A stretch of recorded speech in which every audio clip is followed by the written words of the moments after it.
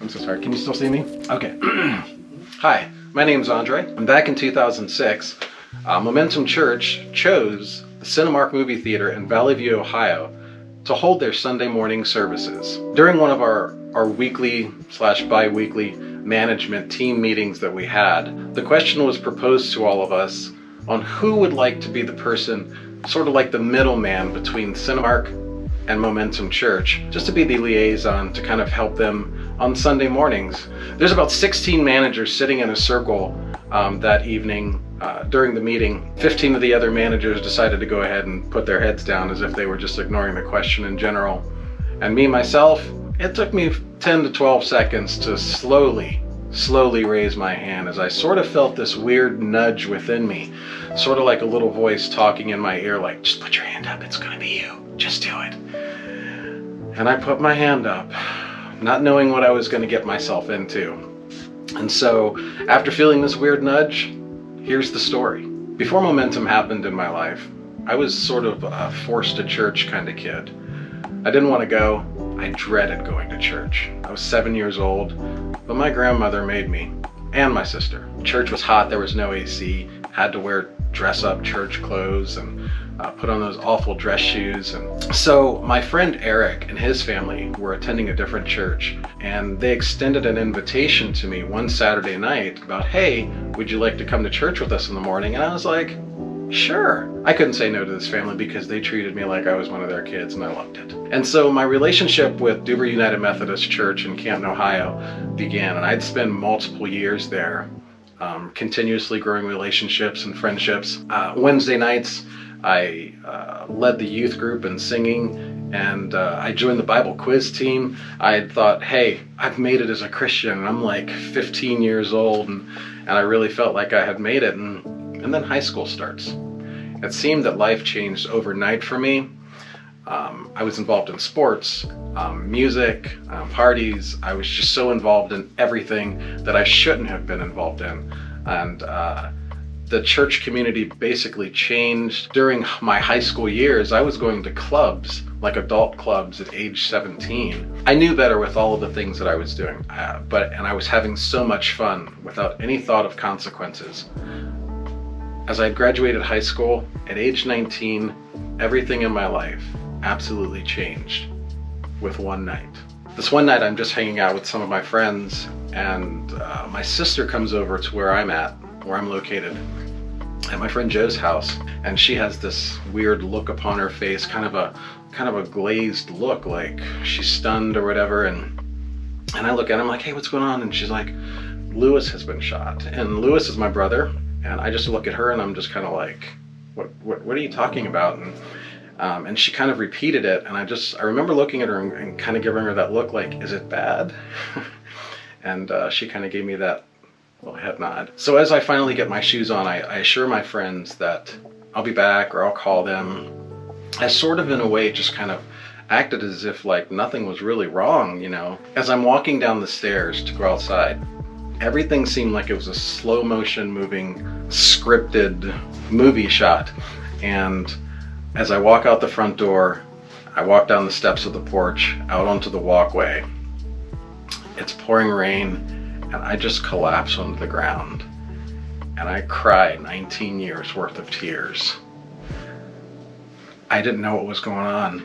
All I knew at that moment was my brother was shot, and it wasn't good news.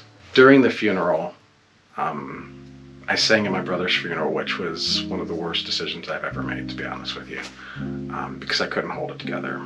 But during the funeral, some of my friends said, hey, you know what? You know, we want to take your mind off of things, so later on tonight, we're going to go out and, you know, do our usual. And I was like, okay, that sounds good, because I needed a break. And so they tried to take me to the place that we usually go to hang out, so to get my mind off of things. What I never thought of, or what they never realized, was the next morning when I woke up, I still had the same broken heart and even more tears than I did the day before. So within the next 10 years, I attempted a few other churches. The party life completely stopped. Even singing, I had given up singing. trying to cope with my own sadness, my own depression. Life was stagnant. I didn't really feel like I had any direction.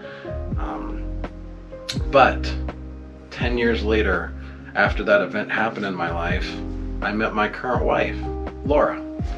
And at that moment, life changed again. So let me take you back to the beginning of the story. At 2006, Momentum Christian Church was now meeting in the Cinemark in Valley View, Ohio. And I had made that weird nudging feeling selection of myself to come and let them in every morning at 7 o'clock. I opened up the newspaper every Sunday morning after letting them in, and I sort of just watched them work. I just wasn't interested. I knew in my heart that maybe one day, but I just wasn't interested. I sometimes did find myself listening to sermons and paying attention to the worship songs that they were playing. After a while, I ended up starting a few friendships and started asking questions, and I kind of come to find out that some of the other people, that were actually attending the church and even members of the church, they had questions and doubts just as I did sometimes. And that made me feel good. That made me feel sort of included. And this one random day, as I'm reading a newspaper,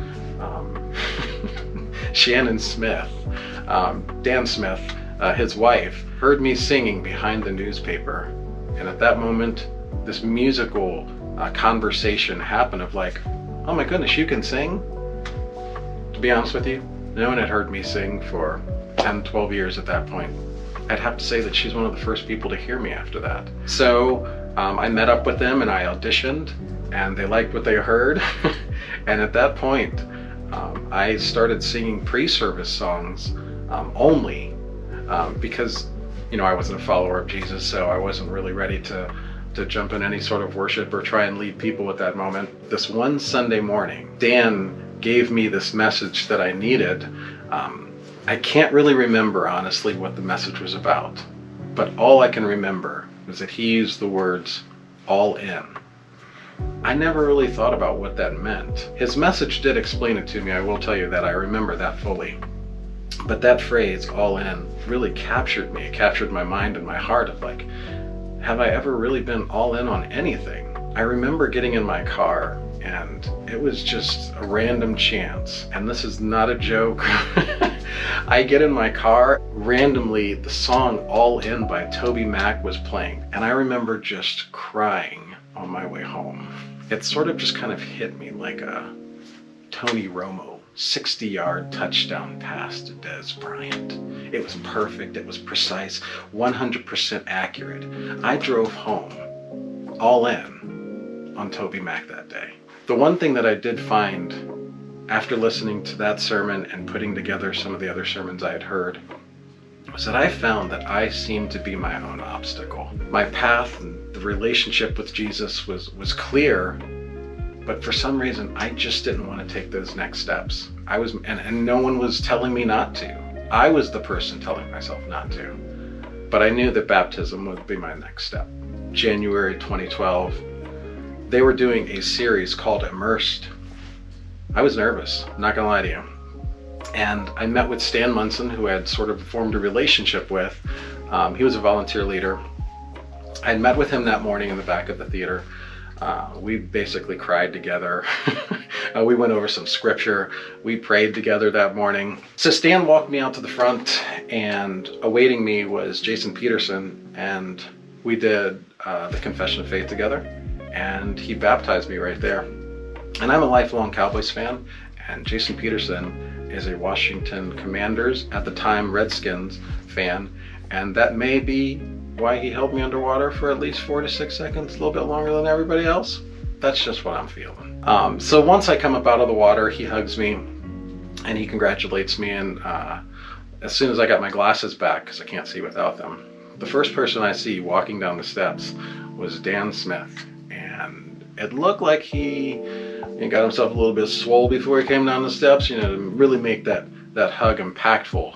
So he comes down and he just kind of wraps his arm around me, and it was amazing. The one feeling that I had coming out of that water was I just felt free. I feel like everything that I've been carrying on my shoulders and within me I was able to just let go, taking it back to where I had said that I was my own obstacle.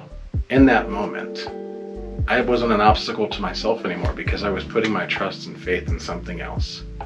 And that something else was Jesus. I mean, I totally felt ready to take those steps to having a more fulfilling and purposeful life. And that life to me is through Jesus. I just got out of my own way. Spiritually speaking, I'm not a perfect person, but I'm a growing person.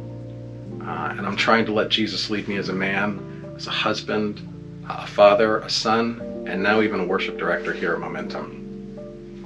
I've definitely come a very long way since I responded to that weird nudge in that meeting that day and raised my hand in the managers meeting at Cinemark in Valley View, Ohio.